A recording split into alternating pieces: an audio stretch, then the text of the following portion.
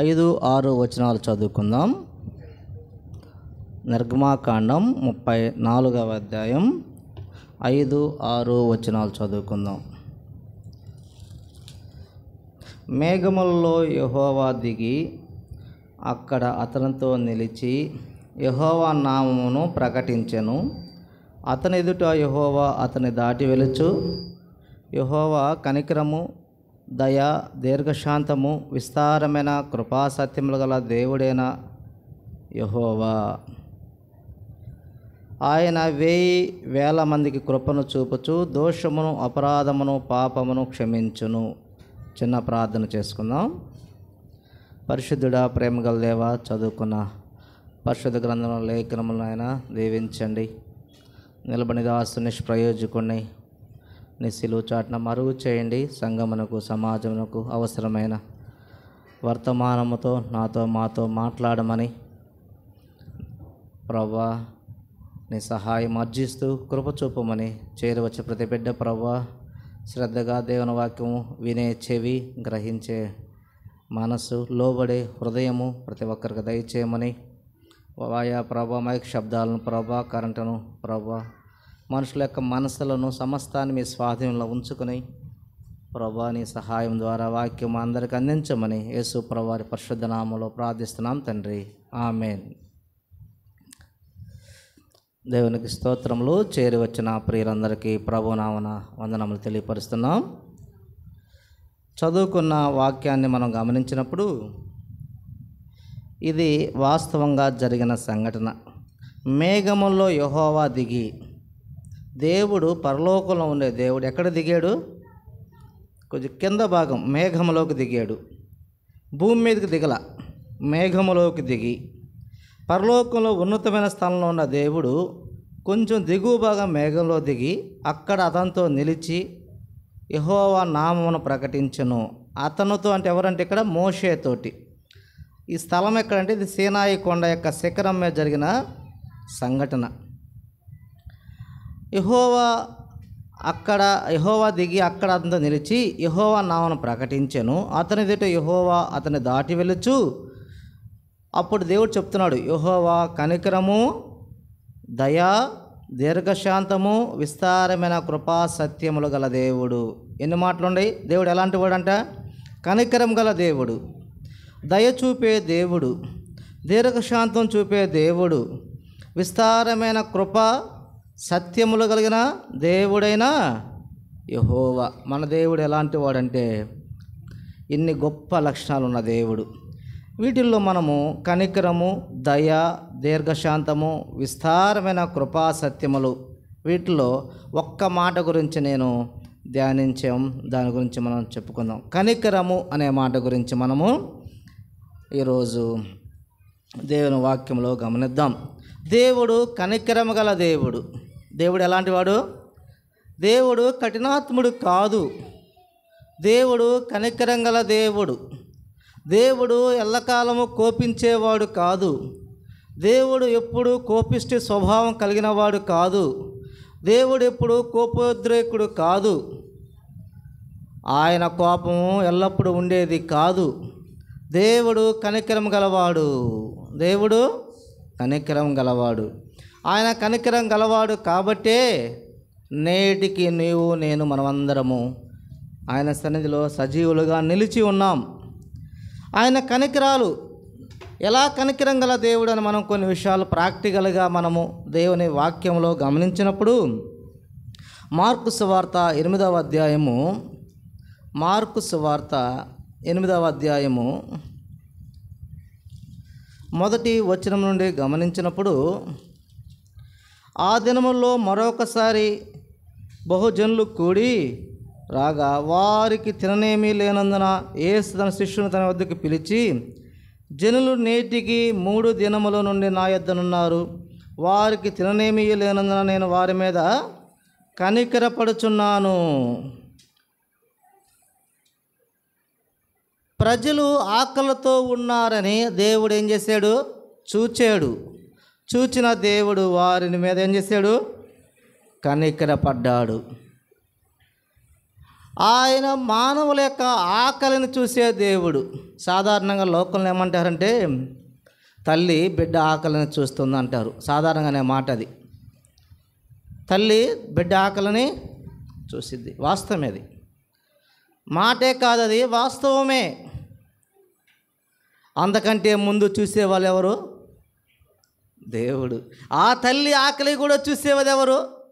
దేవుడు. ఆ బిడ్డ ఆకలి కూడా చూసేది ఎవరు? దేవుడు. అవును ప్రియులారా, వారి ఆకలిని ఆయన చూచాడు. వారి ఆకలిని గుర్తించాడు. గుర్తించి ఏదో సలహానో ఏదో ఒకటి చెప్పి అటు వెళ్ళి తినరండి ఇటు వెళ్ళండి అని చెప్పి సలహా చెప్పి చేతులు దులుపుకోలా. ఆయన సలహా చెప్పి సాగిపోలా. వారి మీద కనికిరపడ్డవాడుగా ఉన్నాడు. చూడండి, నేను వారిని ఉపవాసంతో తమ ఇంట్లోకి పంపివేసినట్ల మార్గంలో మూర్ఛపోవుదురు. అయ్యో, వారు ఆకలితో ఉంటే ఏమయ్యిద్దో కూడా ఆలోచన చేశాడు. అయ్యో, వారి మార్గములో వారి ప్రయాణములో మూర్ఛిల్లిపోతారేమో, కళ్ళు తిరిగి పడిపోతారేమో, నీరసించిపోతారేమో, బలహీనలైపోతారేమో అని దేవుడు ప్రాక్టికల్గా ఆలోచించే దేవుడు. ప్రాక్టికల్గా ఆలోచించాడు. వారిలో కొందరు దూరం నుండి వచ్చి ఉన్నారని వారితో చెప్పాను. అందుకని శిష్యులు ఈ అరణ్య ప్రదేశంలో ఒకడెక్కడ నుండి రొట్టెలు తెచ్చి ఈయన తృప్తిపరచగలడని ఆయన అడిగిరి. మళ్ళీ ఆయనకి కొంతమంది శిష్యులు ప్రజలు ప్రశ్న వేసారు, అయ్యా వీళ్ళ మీద కనికరపడుతున్నావు, వీళ్ళు ఆకలితో పోతే వీళ్ళు ఉపవాసం ఉండి ఆకలితో పోతే మూర్ఛలు పడిపోతారు అంటున్నావు. వీళ్ళందరికీ ఆకలి ఎలా తీర్చగలము? ఈ అడవిలో ఈ అరణ్యములో అన్ని రొట్టెలు ఎలా తయారు చేస్తారు? ఎవరు తయారు చేస్తారు? ఎక్కడ దొరుకుతాయి అని ప్రశ్నించినప్పుడు ఆయన, మీ వద్ద ఎన్ని రొట్టెలు ఉన్నవని వారిని అడగగా వారు 7 అనిరి. ఎన్ని రొట్టెలు ఉన్నాయంట? 7 రొట్టెలు. 7 అనేది సంపూర్ణ సంఖ్య ప్రియులారా. అప్పుడు ఆయన నేల మీద కూర్చుండి జనులు ఆజ్ఞాపించి ఆ 7 రొట్టెలు పట్టుకొని కృతజ్ఞతాస్తులు చెల్లించి విరిచి వడ్డించుటకై తన శిష్యులకు ఇచ్చెను. వారు జనసమూహమును వడ్డించిరి. సాధారణంగా 7 రొట్టెలు అంటే, తర్వాత చదవండి, కొన్ని చిన్న చేపలు కూడా వారి వద్ద ఉండగా ఆయన ఆశీర్వదించి వాటిని కూడా వడ్డించుడని చెప్పాను. సాధారణ 7 రొట్టెలు అంటే ఎంతమందికి ఇస్తారు? తలా ఒక రొట్టె ఇస్తే 7గురికి ఇస్తాం. లేదు సగం సగం ఇస్తే 14 మందికి ఇవ్వగలం. అది మన లెక్కలయ్యి, మానవుల లెక్కలయ్యి. కానీ 8వ వచనం, వారు భోజనం చేసి తృప్తి పొందిన మీదట మిగిలిన ముక్కలు 7 గంపల నిండా ఎత్తిరి. 7 రొట్టెలు పంచితే ఎంత మిగిలినాయి అంట? 7 గంపలు మిగిలినాయి అంట. అసలు 7 రొట్టెలు గంపలు వేస్తే గంప నిండిద్దా? నిండదు.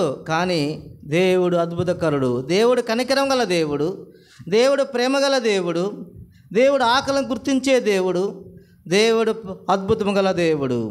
ఆయన కృతజ్ఞతాస్తులు చెల్లించి ప్రార్థించి వారికి ఆ యొక్క ఇచ్చినప్పుడు 7 గంపలు నిండా రొట్టెల ముక్కలు మిగిలినట్లుగా చూడగలం. భోజనం చేసిన వారు ఇంచుమించు 4000 మంది.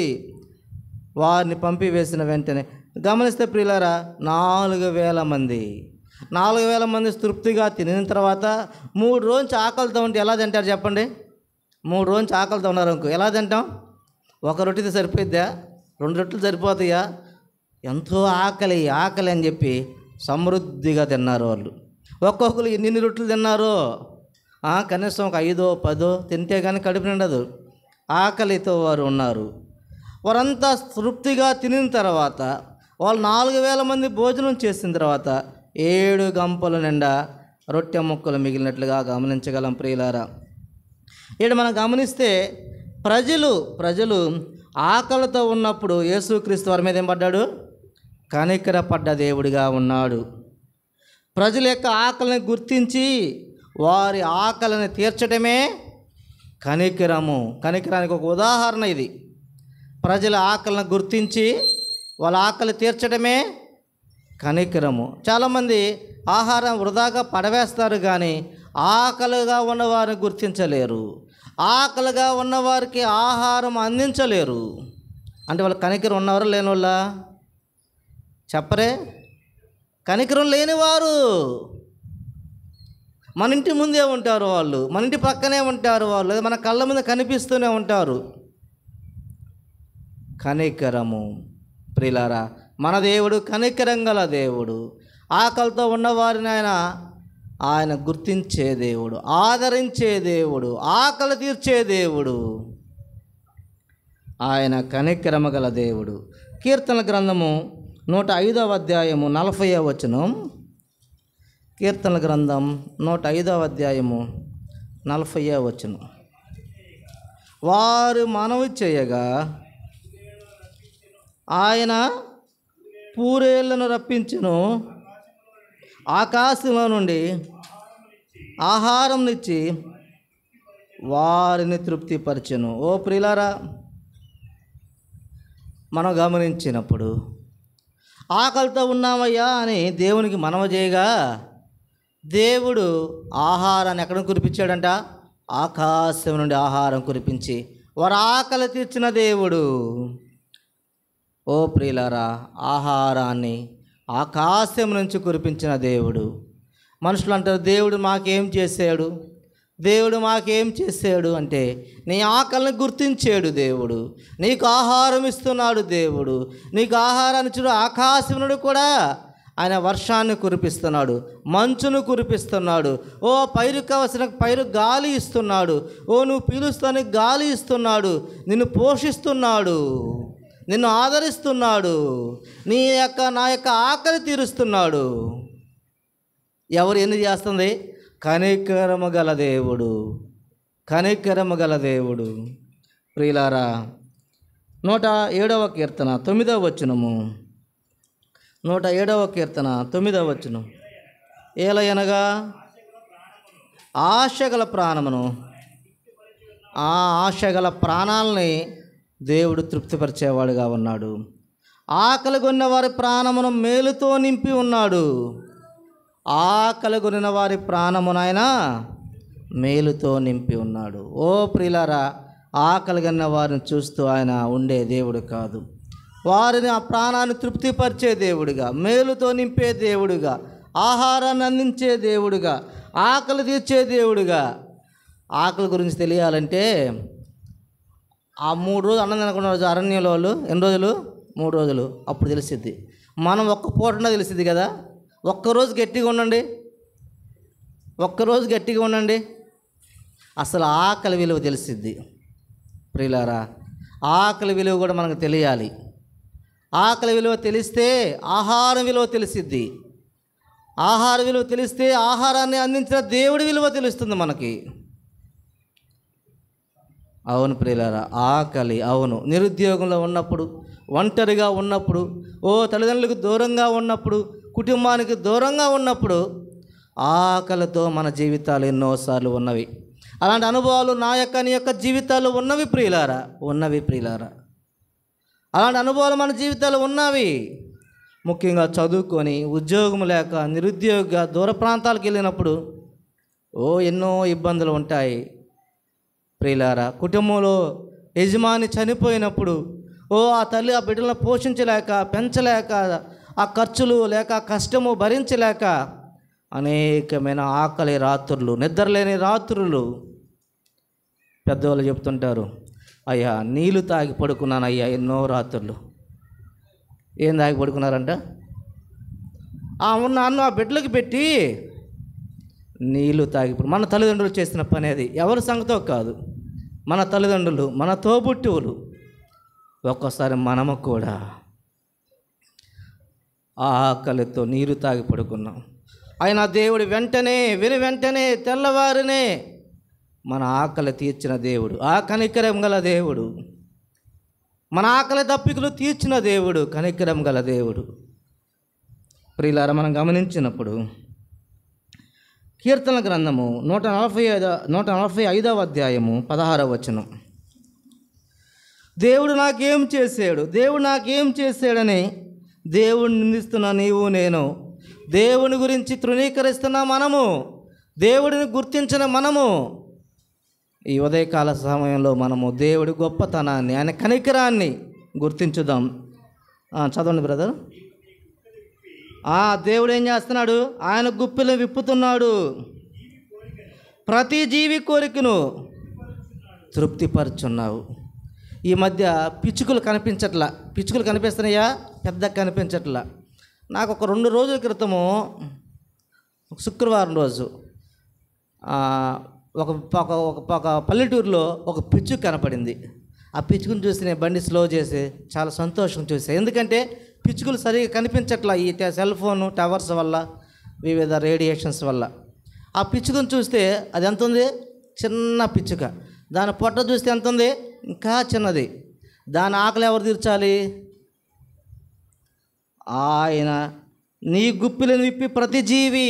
ఆ చిన్న పిచ్చుక పొట్ట ఎంతది? మనం ఒక ముద్ద అన్నం తిన్నాం అనుకో, అంత కూడా దాని పొట్టలో పట్టదు, దాంట్లో సగమే పట్టిద్ది. దాని ఆకలిని దేవుడు ఏం చేస్తాడు? ఆయన గుప్పిళ్ళు విప్పి ఆ యొక్క చిన్న చిన్న పక్షులకి, జీవులకి, జంతువులకి, మనుషులకి ఆయన గుప్పిళ్ళు విప్పి ఆహారం ఇస్తున్నాడు. ఓ ప్రియులారా, కన్న తల్లిదండ్రులని వృద్ధాప్యంలో ఉన్నప్పుడు, నిస్సహాయం ఉన్నప్పుడు, వారు సంపాదించిన ఆస్తిని, పొలాన్ని, డబ్బుని, బంగారాన్ని సమస్తం అనుభవిస్తూ ఆ తల్లిదండ్రులకి గుప్పెడు మెతుకులు పెట్టని బిడ్డలు ఎందరో ఉన్నారు ఈ లోకంలో. అందుకే తల్లిదండ్రులు ఎక్కడ ఉంటున్నారు ఇప్పుడు? అనాథాశ్రయాలు ఎక్కువగా ఉన్నాయి, వృద్ధాశ్రయాలు ఎక్కువగా ఉన్నాయి, అనాథాశ్రయాలు ఎక్కువగా ఉన్నాయి. నేను కొన్ని కుటుంబాలు చూసినప్పుడు వాళ్ళకి పొలాలు ఉన్నాయి, బ్యార్నీలు ఉన్నాయి, తర్వాత ఆస్తులు ఉన్నాయి. ఒకరికి 3, 4 కొడుకులు ఉన్నారు, కూతుర్లు కూడా ఉన్నారు. వాళ్ళు ఎక్కడున్నారు?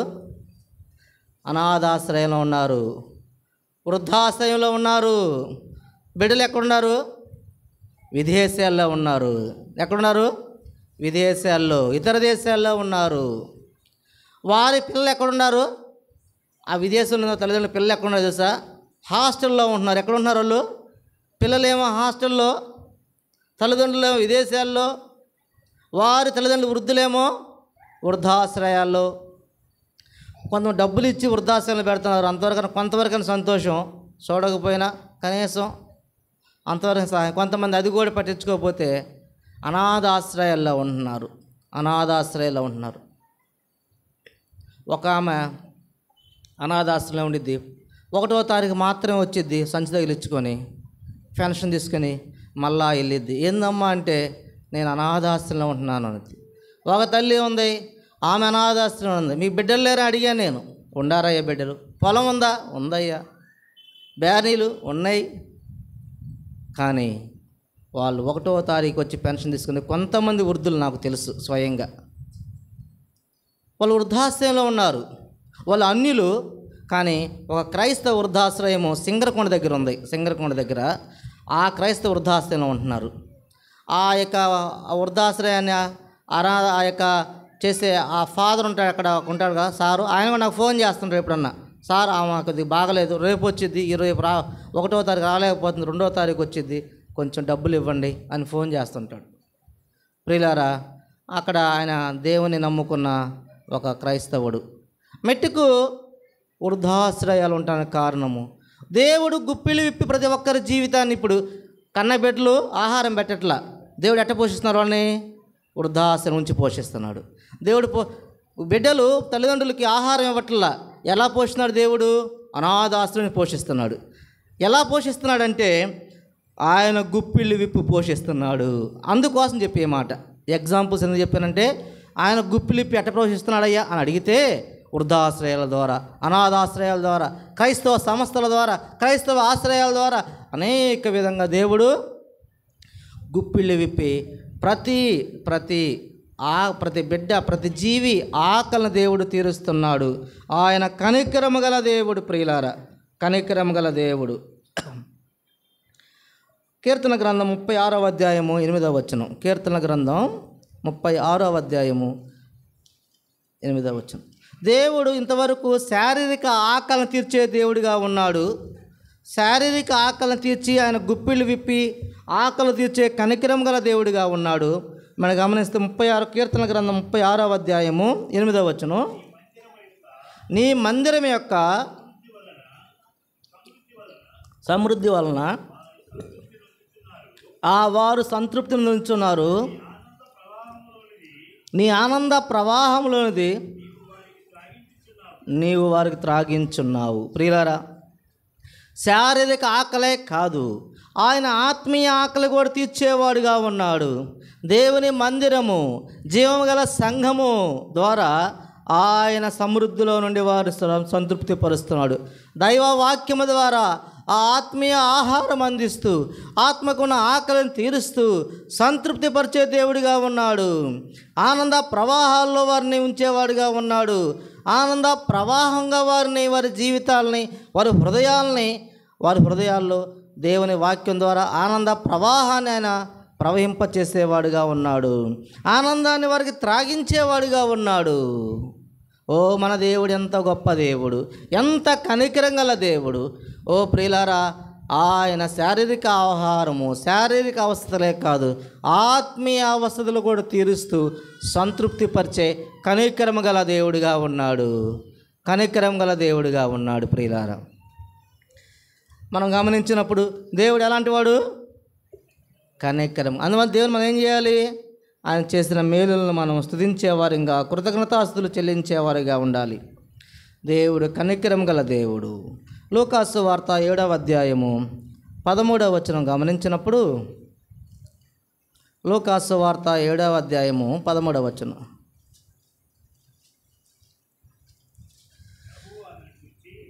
ప్రభు ఆమెను చూచి,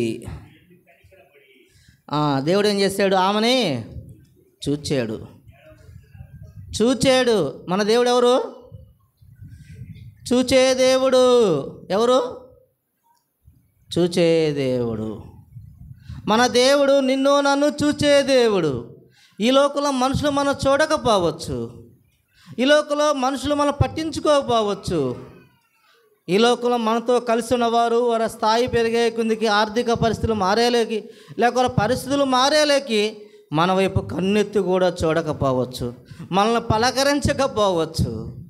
కానీ ప్రియులారా, మన దేవుడు ఎలాంటి వాడు?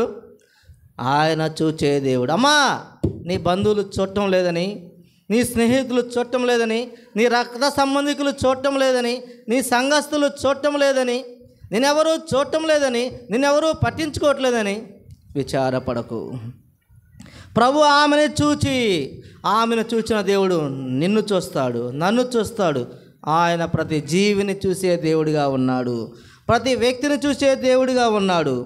ఆమె యందు కనికరపడి, ఏదో చూసి వెళ్ళిపోయాడా? చూశాడు. చూడాలంటే ఏం చేయాలి? ఫస్ట్ ఆగాల లేదా? ఆగాడు, చూచిన తర్వాత ఆమె యందు కనికరపడ్డాడు. ఓ మన దేవుడు చూచే దేవుడు మాత్రమే కాదు, కనికరపడే దేవుడు. కనికరపడ్డాడు. ఏడవద్దు ఆమెతో చెప్పి, అమ్మా ఏడుస్తున్నావు, నీ ఏడుపు నాకు తెలుసు, అబ్బా నీ బాధ నాకు తెలుసు, నీ గుండె లోతులో ఉన్న వేదన తెలుసు సోదరి, నీ గుండె లోతుల్లో ఉన్న దుఃఖము తెలుసు సోదరుడా అని దేవుడు నీ హృదయ లోతు బాధ నీ పక్కన తెలిసిద్దా? తెలియదు. మీ ఇంట్లో వాళ్ళు తెలిసిద్దా? కొద్దిగా తెలిసిద్దేమో. ఇరుగు పొరుగు వాళ్ళు తెలిసిద్దా? తెలియచ్చు, తెలియకపోవచ్చు. సంపూర్ణంగా నీ హృదయపు గుండెల్లో లోతును, నీ బాధను, నీ వేదనను, నీ దుఃఖమును, నీ అవమానమును చూచే దేవుడు. మన దేవుడు చూచే దేవుడు అని చెప్పే కదా, ముఖాన్ని మాత్రమే చూసే దేవుడు కాదు ఆయన. నీ హృదయపు లోతుల్లో ఉన్న వేదన చూసే దేవుడు, నీ దుఃఖాన్ని చూసే దేవుడు, నీ బాధను చూసే దేవుడు, నీ అవమానాన్ని చూసే దేవుడు, నీ హృదయంలో పొంగి పొర్లుతున్న దుఃఖాన్ని చూసే దేవుడు, నువ్వు రాత్రిపూట ఒక్కడివే ఏడుస్తూ ఉన్నప్పుడు చూసే దేవుడు, నిన్ను ఎవ్వరూ చూడనప్పుడు కూడా నిన్ను చూసే దేవుడు. ఒకప్పుడు నిన్నెంతో కోరుకున్నవారు, నిన్నెంతగానో ప్రేమించిన వారు, నిన్నెంతగానో దగ్గర తీసినవారు ఇప్పుడు పట్టినట్టుగా, చూచి చూడనట్టుగా, తృణీకరించినట్టుగా, హేళన చేసినట్లుగా మాట్లాడుతున్న పరిస్థితులు కూడా చూసే దేవుడు, అన్ని పరిస్థితులు చక్కపరిచే దేవుడు అంటున్నాడు. అమ్మా ఏడవద్దమ్మా, ఏడవద్దు, నువ్వు దగ్గరికి వచ్చాడు. దగ్గరికి వచ్చే దేవుడు ఆయన. దూరాన ఫోన్లో చెప్పేవాడే కాదు, ఏదో ఫోన్లో పలకరించి వీడియో కాల్ చేసి ఆగిపోయేవాడు కాదు మన దేవుడు. ఫేస్బుక్లో వాట్సాప్లో మెసేజ్ పెట్టి చేతులు దులుపుకునేవాడు కాదు. దూరాన ఉండి ఆకాశరామన్న ఉత్తరాలు రాసి ఆగిపోయే దేవుడు కాదు. దగ్గరికి వచ్చే దేవుడు, దగ్గరికి వచ్చే దేవుడు, భుజం తట్టే దేవుడు, కనికరము గల దేవుడు, ఆదరించే దేవుడు. అమ్మా, నీ భర్త చనిపోయిన దిగులుగా ఉన్నావా?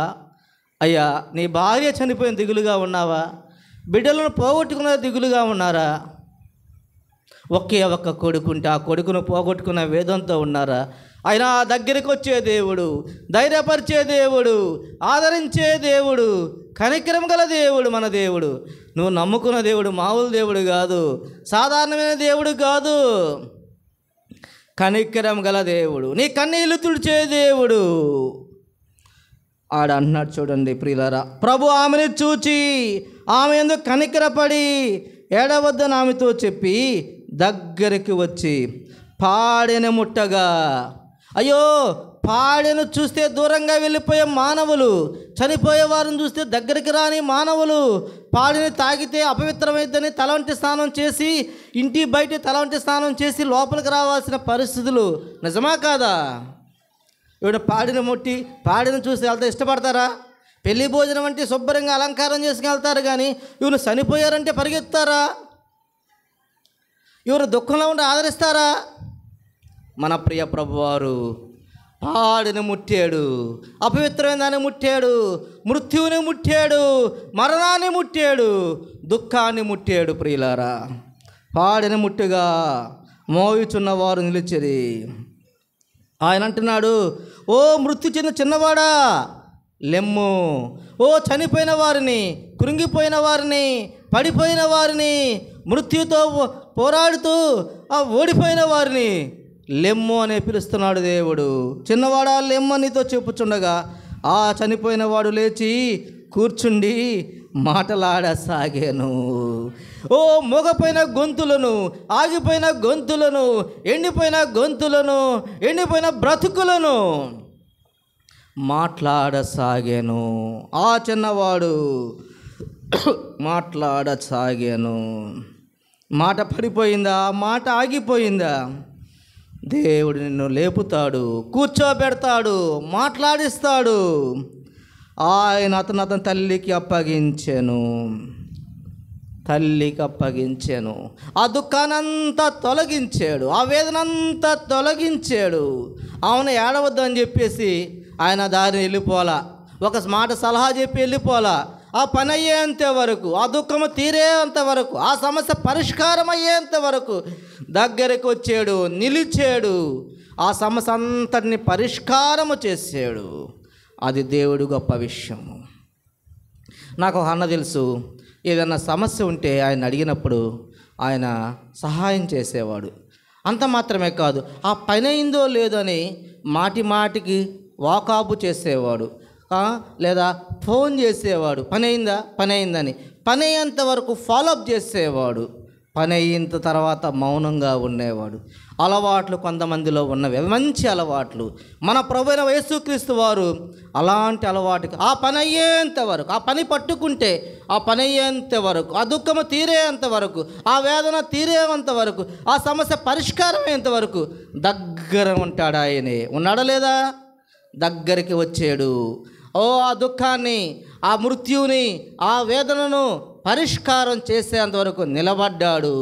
నిలబడిన తర్వాత ఆ ఏడుస్తున్న తల్లికి ఆదరించి ఆ మాట్లాడుతున్న కొడుకుని, ఆ బ్రతికించిన కుమారుని అప్పగించాడు. ఆమె కన్నీళ్లు తుడిచాడు.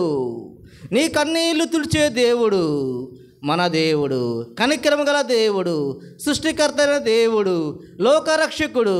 అప్పుల బాధలు ఉన్నా, అనారోగ్య సమస్యలు ఉన్నా, ఓ సమస్య పరిష్కారం కాని పరిస్థితులు ఉన్నా, నీ పక్షాన, నా పక్షాన, మన పక్షాన నిలబడే దేవుడు. మనుషులు ఆనందానికైతే అందరు కలిసి వస్తారు, కానీ సమస్యకి, దుఃఖానికి దూరంగా వెళతారు. కానీ మన ప్రభు సమస్యకి, దుఃఖానికి, వేదనకు నిలబడే దేవుడు, నిన్ను నిలబెట్టే దేవుడు. పాడె మీద పడి ఉన్నవాడిని లేపే దేవుడు, కూర్చుండబెట్టే దేవుడు, మాట్లాడే దేవుడు. నువ్వు పాడి మీద సచ్చిన శవంలాగా నిస్సహాయంగా పడి ఉన్నావేమో, ప్రభు ఆదరించే దేవుడు, కనికరము గల దేవుడు. 16వ వచనం, అందరూ భయక్రాంతులై మనలో గొప్ప ప్రవక్త బయలుదేరి ఉన్నాడనియు దేవుడు తన ప్రజలకు దర్శనమును గ్రహించి ఉన్నాడనియు దేవుని మహిమపరిచిరి. ప్రియులారా, దేవుని మహిమపరచాలి. ఆయన కనికరం గల దేవుడని స్తుతించాలి. ఆయన ప్రేమ గల దేవుడని ఆయన్ని మహిమపరచాలి. ఆయన గూర్చిన ఈ సమాచారం యూదయ అంతటను చుట్టుపట్ల ప్రదేశం అంతటా వ్యాపించెను. దేవుడు గొప్పతనము, దేవుని కనికరం గురించి ఏమైంది? వ్యాపింపజరిగింది. మన దేవుడు కనికరం గల దేవుడు. ఏడుస్తున్న వారిని ఓదార్చడమే కనికరం. ఇందా చెప్పుకున్నాం, ఆకలిగా ఉన్న వారికి ఆకలి తీర్చడమే కనికరము. ఏడుస్తున్న వారిని ఓదార్చడమే కనికరము. అలాంటి కనికరం గల దేవుడు మన దేవుడు. ప్రియులారా, మార్కు సువార్త 6వ అధ్యాయము 34వ వచనం. మార్కు సువార్త 6వ అధ్యాయము 34వ వచనం. గనుక యేసు వచ్చి ఆ గొప్ప జనసమూహమును చూచి వారు కాపరులేని గొర్రెల వలె ఉన్నందున వారి మీద కనికరపడి వారికి అనేక సంగతులను బోధింపసాగాను. చాలు అన్న. కనికరపడ్డాడు. వారంతా కాపరులేని గొర్రెల వలె ఉన్నందున వారి మీద కనికరపడ్డాడు. ఆ గొప్ప జనసమూహం చూచి, దేవుడెవరు? చూచే దేవుడు. చూస్తానికి నీ తల్లిదండ్రులు బతికిలేరేమో, కానీ నీ దేవుడు చూస్తాడు. ఒకవేళ నీ తల్లిదండ్రులు బతికుండా కూడా చూడటం లేదేమో, నీ బిడ్డలను చూడటం లేదేమో, దేవుడు చూస్తాడు. చూచే దేవుడు, కనికరపడే దేవుడు. వారు కాపరులేని గొర్రెల వలె ఉన్నందున వారి మీద కనికరపడ్డాడు. మానవ ఎలా ఉన్నారంటే కాపరులేని గొర్రెల వలె ఉన్నారు. యెషయా గ్రంథము 53వ అధ్యాయము 6వ వచనం గమనించినప్పుడు, మానవులు కాపరులేని గొర్రెల వలె ఉన్నప్పుడు దేవుడు కనికరపడ్డాడు. ప్రియులారా, యెషయా గ్రంథము 53వ అధ్యాయము 6వ వచనం గమనించినప్పుడు, మనమందరము ఆ గొర్రెల వలె త్రోవ తప్పిపోతామే. ఎందుకు త్రోవ తప్పామంటే కాపరి లేరు, గైడ్ చేసేవాళ్ళు లేరు, నడిపించేవాళ్ళు లేరు, పాలించేవారు లేరు. గొర్రెల వలె త్రోవ తప్పిపోతామే. మనలో ప్రతివాడు తనకిష్టమైన త్రోవకు తలిగెను. ఎవరిష్టానుసారంగా వారు జీవించే దుర్బలమైన బ్రతుకుల్లో మన జీవితాలు ఉన్నప్పుడు, కాపర్లేని గొర్రెల వలె మనం ఉన్నప్పుడు దేవుడు మన ఇలా జాలిపడ్డాడు, కనికరపడ్డాడు. ప్రియులారా, కనికరపడ్డాడు. 5వ వచనం చూడండి. మన అతిక్రమ క్రియలను బట్టి అతడు గాయపరచబడెను, మన దోషులను బట్టి నలుగొట్టబడెను. ఓ ఆ కనికరం గల దేవుడు పరలోకం నుంచి భూలోకాన్ని దిగి వచ్చాడు. మన అతిక్రమలన్నీ ఆయన మీద వేసుకొని గాయపరచబడ్డాడు. మన దోషాలన్నీ కూడా ప్రియ ప్రభువారు ఆయన భుజస్కంధాల మీద వేసుకొని ఆ కలువరి శిలువలో నలగొట్టబడ్డాడు.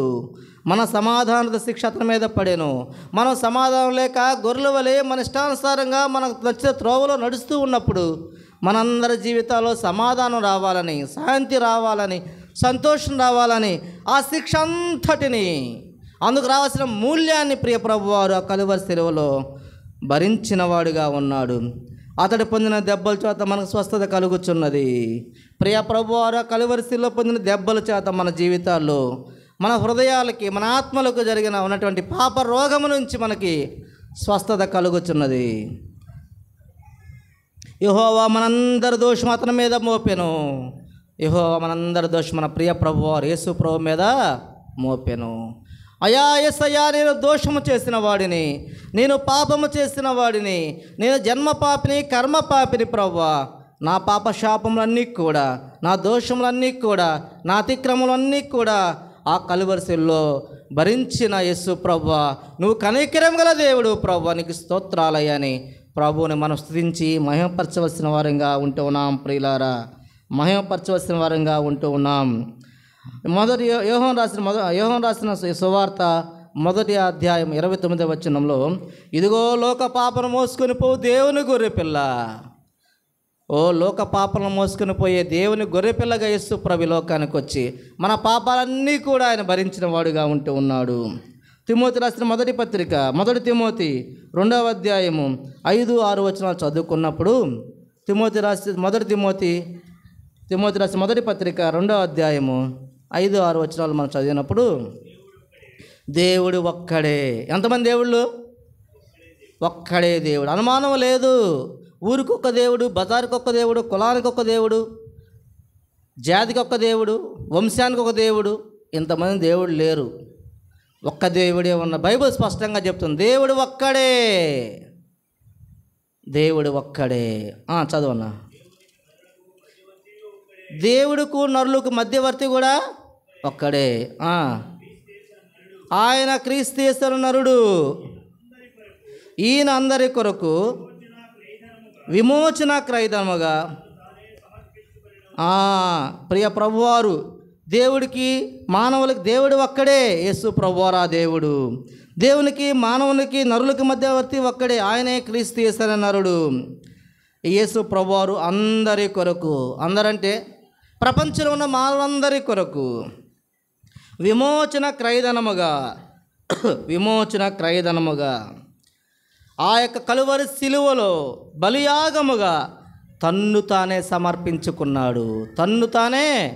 సమర్పించుకున్నాడు. ఆయన ముఖము చెక్కుముకు రాతి వలె చేయబడింది, శరీరం అంతా నలగొట్టబడింది, రక్తమంతా కార్చబడింది, ఆయన ప్రాణము పోయింది, ఆయన శరీర నీరంతా కార్చబడింది. ఆయన శరీరంకి ఏమీ లేదు. కారణం ఏంటంటే మన అతిక్రమ క్రియలను బట్టి అతడు గాయపరచబడ్డాడు. మన చేతులతో చేసిన పాపాలను బట్టి, మన కాళ్ళతో చేసిన పాపాలను బట్టి, మన శరీరం అంతటి కొరకై, మనందరి కొరకై కలువరి శిలువలో బలియాగముగా తన్ను తాను సమర్పించుకున్నాడు. మనందరికీ విమోచన కలగాలని క్రయధనాన్ని ఆయన చెల్లించాడు. యేసు ప్రభువు యొక్క పరిశుద్ధమైన అమూల్యమైన రక్తాన్ని కలువరి శిలువలో కార్చిన వాడుగా ఉన్నాడు. ప్రియులారా, తిమోతి రాసిన మొదటి పత్రిక 3వ అధ్యాయము 16వ వచనము, నిరాపేక్షముగా దైవభక్తిని కూర్చిన మరము గొప్పదై ఉన్నది, ఆయన సశరీరుడిగా ప్రత్యక్షముడు ఆయను. ప్రియులారా, యేసు ప్రభు ఈ లోకానికి సశరీరుడిగా వచ్చాడని, ప్రత్యక్షమేనని చెప్పి ప్రపంచం అంతా గుర్తించలేదా? డిసెంబర్ 20వ తారీఖు స్టార్లు పెడుతున్నారు లేదా? ఎందుకు? యేసు ప్రభు ఈ లోకం జన్మించాడు, సశరీరుడిగా వచ్చాడు. ఒక గుర్తు మీకు చెబుతున్నా, కొండ గుర్తు. అది నిజమైన గుర్తు కాదు, కానీ కొండ గుర్తు. స్టార్ ఎందుకు పెడతారు తెలీదా? క్రిస్మస్ రోజు, యేసు ప్రభు వారు పరలోకంచి భూలోకానికి సశరీరుడిగా ప్రత్యక్షమయ్యాడని నామకార్థంగా స్టార్లు పెడుతున్నారు. ఆయన ప్రత్యక్షమని చెప్పి ప్రపంచమంతా గుర్తించిందా లేదా? స్టార్లు ప్రపంచం పెడుతున్నారా లేదా? కాబట్టి ప్రపంచం గుర్తించింది. ఆయన సశరీరుడిగా ప్రత్యక్షుడు ఆయను. యేసు ప్రభువారు దేవాతి దేవుడే ఉండి ఈ లోకానికి సశరీరుడిగా ప్రత్యక్షమయ్యాడు. ఆత్మవిషయం నీతిపరుడని తీర్పు నొందెను. ఆయన నీతిమంతుని తీర్పు పొందారు. పిలాతు అంటాడు, ఈయన నీతిమంతుడు. చెప్పాడు లేదా? ఆయనగా జడ్జి. పిలాతు చెప్పాడు, ఈ నీతిమంతుడు. ఆయనను శిక్షకు అప్పగించినటువంటి ఇస్కరియోతు యోధేమన్నాడు? ఈయన నిరపరాధి అన్నాడు లేదా? ఆయనకి ఇచ్చిన 33 వెండి నాణాలు తీసుకెళ్ళి మందిరంలో దేవాలయంలో వేసి నిరపరాధి రక్తము అన్నాడు లేదా? యేసు ప్రభువును అప్పగించిన వ్యక్తి నిరపరాధి అన్నాడు. ఆయన తీర్పు చేసిన వ్యక్తి నీతిమంతుడు అన్నాడు. యేసు ప్రభువారు నీతిమంతుడనే తీర్పు పొందెను. నీతిమంతుడు లేడు, ఒక్కడు లేడని భూలోకంలో మానవులంతా చెప్పుకుంటుంటే, ఆ నీతిమంతుడైన దేవుడు ఈ లోకానికి వచ్చి నీతిమంతుడైన తీర్పు పొందాడు. ఆత్మవిషయం నీతిపడిన తీర్పు పొందెను. దేవదూతలు కనబడెను. యేసుప్రభు దేవదూత కనపడ్డాడు లేదా? కనపడ్డాడు. రక్షకుడని జనముల్లో ప్రకటింపబడెను. యేసే రక్షకుడని ప్రపంచమంతా ప్రకటించబడ్డాడు. లోకరక్షకుడనే పేరు ఎవరికుంది? యేసు ప్రభు వారికి ఉంది. ఎందుకు? ఆయన సర్వమానవాళి పాప విమోచన కొరకై ఆయన విమోచన క్రయధనముగా తన్ను తాను కలువరిశిలో బలియాగం అర్పించుకున్నాడు, తన్ను తాను సమర్పించుకున్నాడు. ఆయన యొక్క పరిశుద్ధమైన అమూల్య రక్తాన్ని కార్చాడు. కాబట్టి లోక పాపములను ఆయన ఆ యొక్క శిలువలో గొర్రె పిల్లవలే ఆయన లోక పాపలు మోసుకుని దేవుని గొర్రె పిల్లగా వచ్చిన యేసు ప్రభు కలువరి శిలువలో సమస్త మానవుల యొక్క పాపాలను భరించాడు. కాబట్టి లోకరక్షకుడైన జనముల్లో ప్రకటింపబడ్డాడు. లోకమందు నమ్మబడేను. నమ్మేర్లేదు యేసు రక్షకుడని. నమ్మిన వాళ్ళు మనంతా కూర్చున్నాం. ఇంకెవరు నమ్మలేదా? నమ్ముకుందాం. నమ్మని వారు నమ్ముకోవాలి. లోకమంతా నమ్మబడింది. ఇంకా నువ్వు నమ్మకపోతే విచారము ప్రియులారా. ఓ సోదరి సోదరుడా, ఇంకా యేసు రక్షకుడిగా లోకరక్షకుడిగా లోకము నమ్మింది. మనుషులు నమ్మారు, ఆయన ఆరాధిస్తున్నారు, యేసు ప్రభువును ప్రేమిస్తున్నారు, యేసు ప్రభువుని పూజిస్తున్నారు, ఆయన కనికరం గల దేవుడని ఆయన్ని స్తుతిస్తున్నారు. లోకమందు నమ్మబడెను. ఆ ప్రియ ప్రభువాడు ఆయన కలువరిశిల్లో రక్తం కార్చి ప్రాణం పెట్టి సమాధి చేయబడి 3వ దినమున ఆరోహణుడై తేజోమయుడాయను. ఆయన 3వ దినమున ఆయన ఈ లోకంలో ఆ సమాధి నుంచి గెలిచాడు. ఆయన గెలిచిన తర్వాత ఆ యొక్క మరణాన్ని జయించిన తర్వాత సమాధిని గెలిచిన తర్వాత అనేక మంది కనిపించాడు. శిష్యులకు, దేవదూతలకు, మనుషులకు, అందరికీ కనిపించి తేజోమయుడై ఆయన ఆరోహణుడై తేజోమయుడయ్యాడు. పరలోకానికి తిరిగి రానై ఉన్నాడు. ఎవరైనా కనికరము గల దేవుడు. ఎవరైనా కనికరం మళ్ళీ రానై ఉన్నాడు. అప్పుడు ఎందుకు వచ్చాడు? నా యొక్క పాప శిక్షణ భరించడం కొరకు వచ్చాడు. మళ్ళీ ఎందుకు రానై ఉన్నాడు? మళ్ళా మన పరలోక రాజ్యాన్ని తీసుకెళ్లాలని, పరలోకంలో మన కొరకు ఆయన స్థలాలు సిద్ధపరుస్తున్నాడు. ఆ పరలోకం చేర్చాలని, ఆయనతో మనల్ని నివసింప చేయాలని, దేవునితో మానవులు నివాసంగా నివసింపాలని దేవుడి సంకల్పమై ఉంది ప్రియులారా, సంకల్పమై ఉన్నది. కాబట్టి మనుషుల పట్ల దేవుడికి ఎంతో ప్రేమ ఉంది. మానవుల అవసరాలను చూసి ఆదరించి కనికరం చూపే దేవుడు యేసు ప్రభువారు. కనికరం చూపే దేవుడు యేసు ప్రభువారు. మానవుల రోగాలని తగ్గించే దేవుడు. నిన్న తక్కిలపాడులో చెప్తున్నారు, కొంతమంది విన్నారు. మన దైవజనులు యెషయా గారికి కూడా ఒక రోగం ఉండేదంటే, మూర్ఛపు రోగం ఉండేది. ఆ రోగాన్ని దేవుడు ఏం చేశాడు? తీసివేసిన దేవుడు, కనికరం గల దేవుడు. ఇంకా ఆయనకి మూర్ఛ రోగం వచ్చిందా? ఆయనకి 70, 60, 80 ఎంత వచ్చినా కూడా మూర్ఛ రోగం రాలా. మూర్ఛ రోగం మళ్ళా కనపడలా. మూర్ఛ రోగాన్ని తొలగించిన కనికరం గల దేవుడు. దేవుని గొప్ప సేవ చేస్తాను దేవుడు వాడుకున్నాడు. దేవుని సేవకులు దేవదాస్ గారు మరణ పడకలో ఉన్నప్పుడు ఆ యొక్క మరణ పడక నుంచి దేవుడు విడిపించాడంట. ఆ రోగాన్ని విడిపించిన కనికరం గల దేవుడు. ఆయన చివరి వరకు ఆ రోగం రాలే. ఇంకా ఆయన రోగం రాలే. ఇంకా చనిపోతాడని ఆయన మిలిటరీకి వెళ్తే ఆయనకి జబ్బు చేస్తే నువ్వు మిలిటరీలో పనికిరావని ఇనికి పంపించింది. ఏది భారత ప్రభుత్వం డిఫెన్స్ వారు, రక్షణ దళం వాళ్ళు పంపించేస్తే, వెనక్కి పంపిస్తే ఇక ఆయన వచ్చి హాస్పిటల్లో చేరి చచ్చిపోయి ఇక చావుకు దగ్గరగా ఉంటే దేవుడు ఆయన్ను కనికరం చూపాడు. దేవుని దాసులు, దైవ సేవకులు దేవదాసు గారి పట్ల దేవుడు కనికరం చూపాడు. దేవుని దాసులు యెషయా గారి పట్ల దేవుడు కనికరం చూపాడు. మన పట్ల దేవుడు కనికరం చూపాడు. మనందరి పట్ల కనికరం చూపాడు. శరీర రోగాలను తగ్గించాడు, పాప రోగాన్ని తీసివేశాడు. మన యేసు ప్రభు కనికరం గల దేవుడు. మానవుల అవసరాలను గుర్తించిన దేవుడు. మానవుల అవసరాలను గుర్తించి ఆదరించి సహాయం చేసి మనకు మేలు చేసిన కనికరం గల దేవుడు ఎవరు? యేసు ప్రభువారు. యేసు ప్రభువారు. ప్రియులారా, మత్తయి సువార్త 5వ అధ్యాయం 7వ వచనం. ఈ ప్రపంచం అనేక మంది పట్ల కనికరం చూపిన దేవుడు, కనికరం గల దేవుడు మన దేవుడు అనే విషయాన్ని మనము మర్చిపోకూడదు. మన దేవుడు మనం స్తుతించాలి. మత్తయి సువార్త 5వ అధ్యాయం 7వ వచనం గమనిస్తే, కనికరం గలవారు ధన్యులు. ఇప్పుడు దాకా ఎవరు కనికరం గలవారని చెప్పుకున్నాము? దేవుడు కనికరం గలవారు. ఇప్పుడు ఏం చెప్తున్నారు ఇక్కడ? కనికరం గల మనుషులు ధన్యులు. మనుషులు ఇక్కడ ఏముండాలంట? దేవుడి కనికరం గలవాడు, దేవుడి కనికరాన్ని మనుషులు పొందుతున్నారు, కానీ మనుషులు కఠిన ఆత్మలుగా ఉన్నారేమో, కనికరంగా లేకుండా ఉన్నారేమో.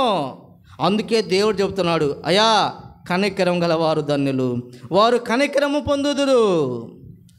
కనికరంగా ఉండాలి మీరు. మానవులారా, మీరు నేను కనికరం గలవాడిని, మీరు కూడా కనికరం కలిగి ఉండండి, మీకు కనికరం పొందుతారు మీరు అని సూత్రాన్ని చెప్పాడు. మనం కనికరం పొందాలంటే ఎలా ఉండాలంట?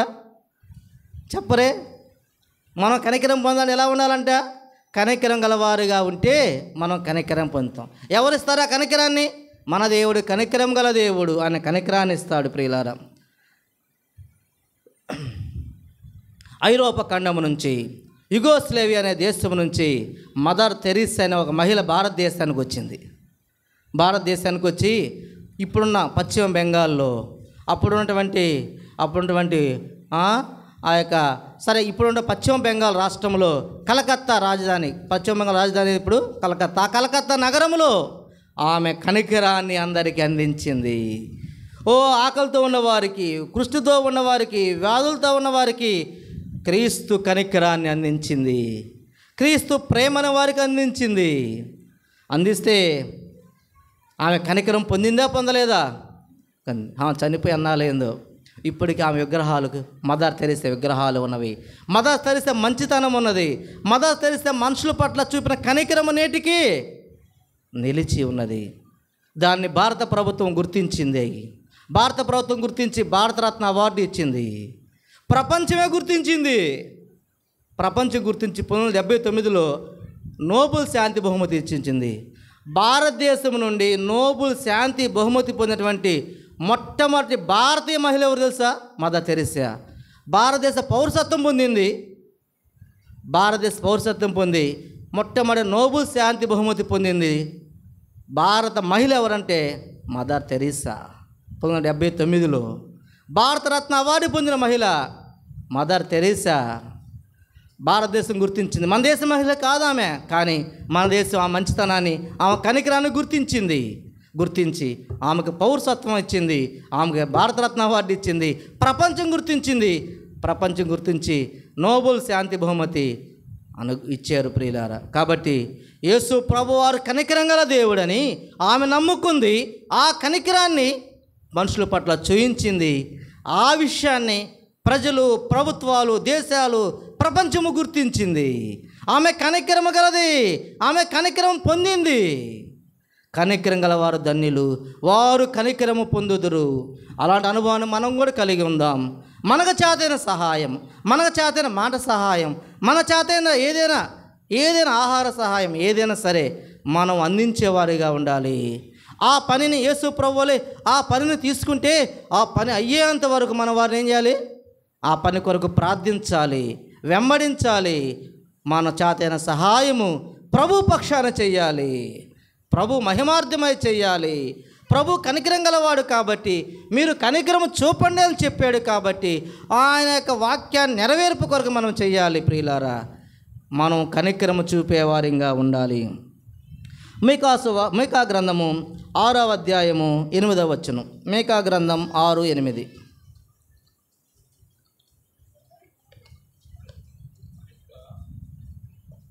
మనుష్యుడా, ఏది ఉత్తమమో అది నీకు తెలియజేయబడి ఉంది.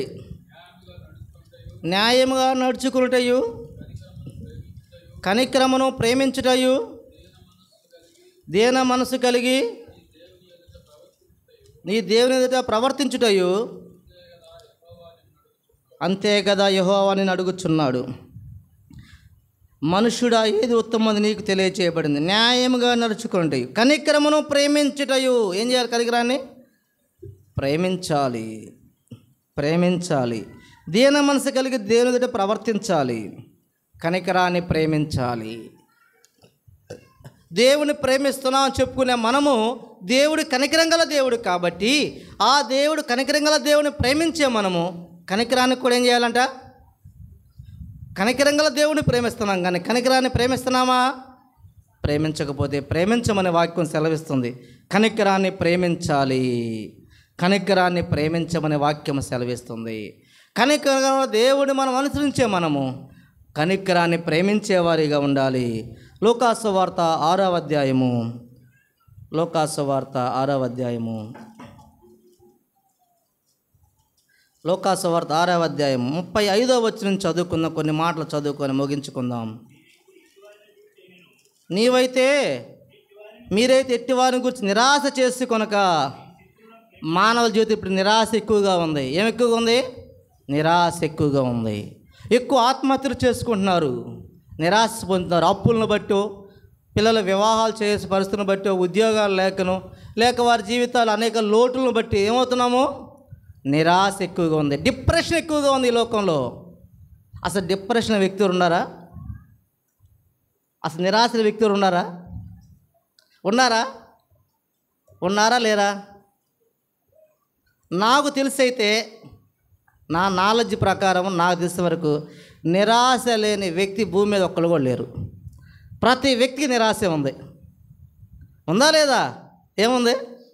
పెళ్ళి కాకముందు పెళ్ళి కావాలని నిరాశ ఉండిద్ది. పెళ్ళి అయిన తర్వాత పిల్లలు కావాలన్నది. పిల్లలు పుట్టిన తర్వాత ఆ పిల్లల చదువుల గురించి, బాబు సరిగ్గా చదవట్లేదంటండి, అమ్మాయి సరిగ్గా చదవట్లేదంట, టీచర్ గారు చెప్పారు, నిరాశే. ఆ పిల్లవాడు చదువు రాకపోయినా, వాడికి చదువు అయిపోయింది, ఉద్యోగం రాలా, నిరాశే. ఉద్యోగం వచ్చింది, ఒక్కడే ఉంటున్నాడయ్యా, చేయగాల్చుకుంటున్నాడు, తోడు కావాలి. అడుగు అడుగున నిరాశ నిరాశ నిరాశ నిరాశ నిరాశ. నిరాశ కూడా డబ్బు ఎక్కువ ఉండే వాళ్ళకి నిరాశ ఎక్కువ ఉండేది, గుర్తుపెట్టుకోండి. నిరాశ ఎక్కువ ఉండిద్ది. ఎవరి దగ్గర ఎక్కువ డబ్బు ఉండిద్దో వాళ్ళ నిరాశ కూడా ఎక్కువగా ఉంది. తాత్కాలికం కోసం ఆ డబ్బుని, నిరాశను తాత్కాలికంగా తొలగించుకోవడం కోసం ఆహారమో, లేక ఎంజాయ్మెంట్లో, లేక క్లబ్సో, పబ్సో, లేక మత్తు పదార్థాల ద్వారానో తాత్కాలికమైన ఉపశాంతి పొందుతారు నిరాశ నుంచి బయటపడటానికి. కానీ నిరాశ నుంచి సంపూర్ణంగా బయటపడలేకపోతున్నారు.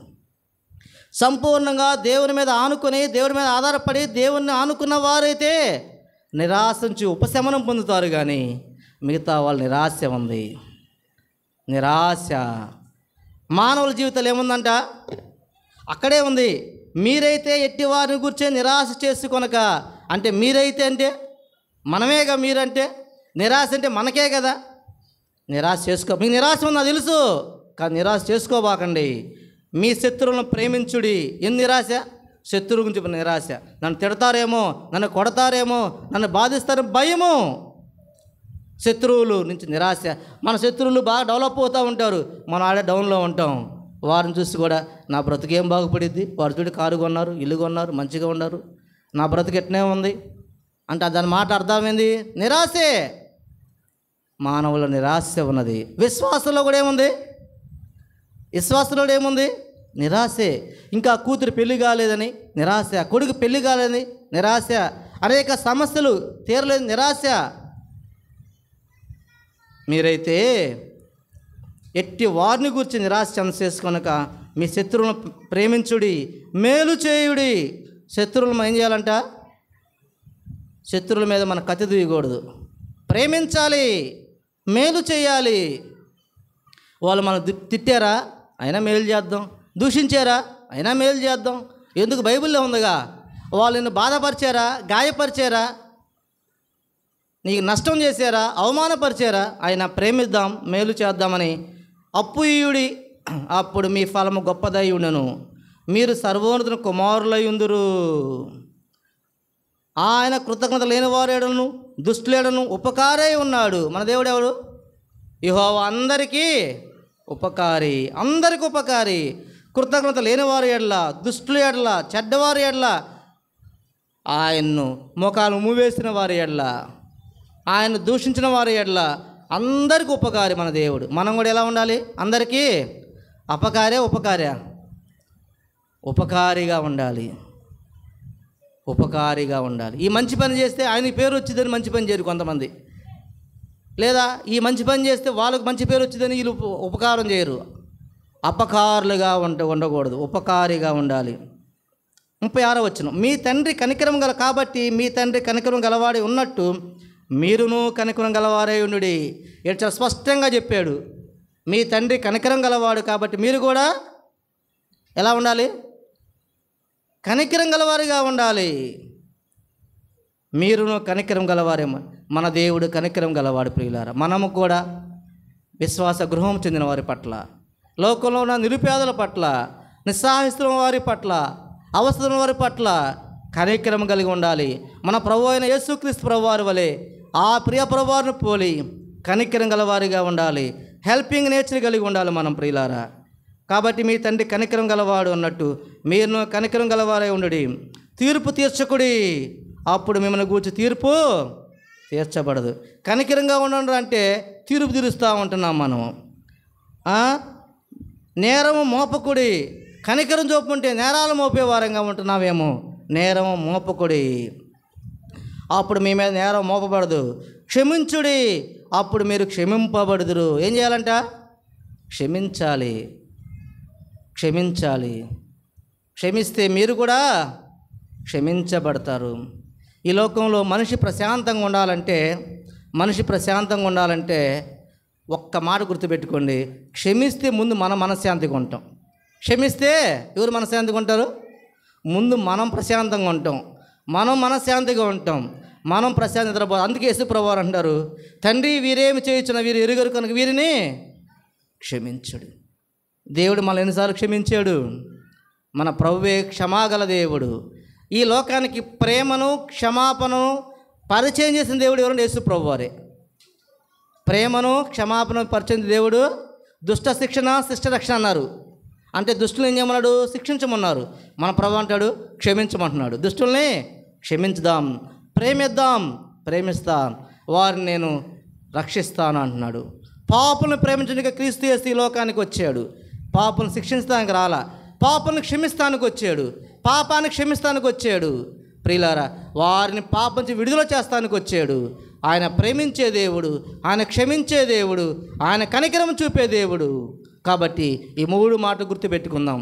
మన దేవుడు ప్రేమించే దేవుడు, మన దేవుడు క్షమించే దేవుడు, మన దేవుడు కనికరం గల దేవుడు. మనం కూడా ప్రేమించే వారంగా ఉందాం, క్షమించే వారంగా ఉందాం, కనికరం చూపే వారంగా ఉందాం. ఆ విధంగా మనము మన ఆత్మీయ జీవితాన్ని ముందుకు సాగిపోదాం. దేవుడు తన వినికిడిలో కొద్ది మాట దీవించునుగాక. ముగింపు మాటలు ప్రార్థన బ్రహ్మయ్య గారు వచ్చి చేస్తారు.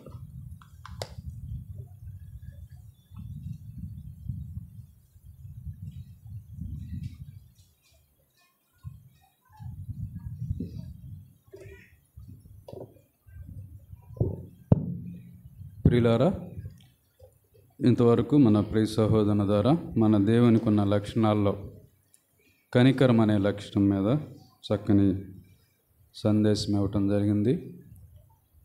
దేవునికి కనికరం ఉంటుందన్నాడు. కోపం ఉంటుందా? దేవునికి ఉండదా? దేవుని కోపము నిమిషం మాత్రము, ఆయన దయ ఆయుష్కాలం అంతా నిలుచును అన్నాడు. సాయంకాలమున ఏడుపు వచ్చి ఉదయం కలగ్గా సంతోషము కలుగును. కాబట్టి దేవుని కోపమేమో నిమిషం మాత్రం అంట, దయ కనికరమేమో ఆయుష్కాలం అంతా ఉంటాయి అన్నాడు. కాబట్టి ఆ నిమిషం మాత్రం కోపానికి కూడా మనం తట్టుకోలేం.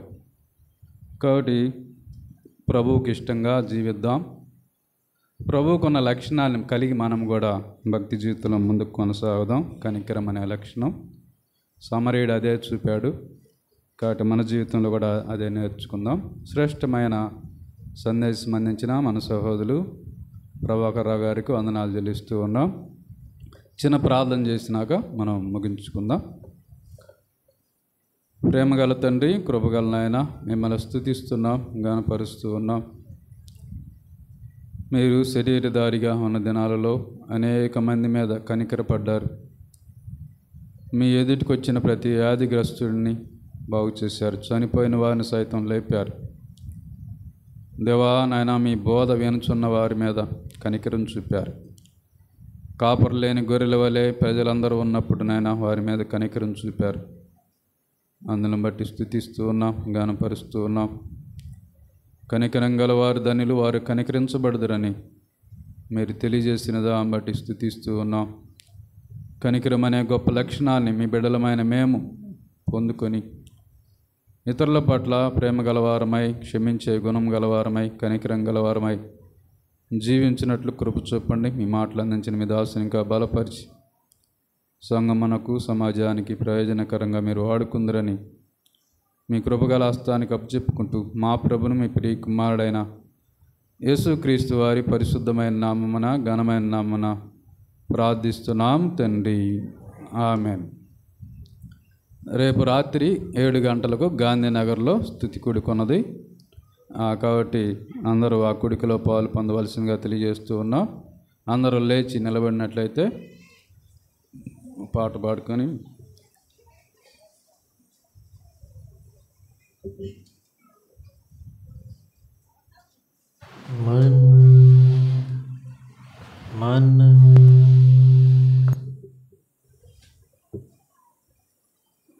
మనకింతవరకు సహాయపడిన్ తానప్పగించుకునే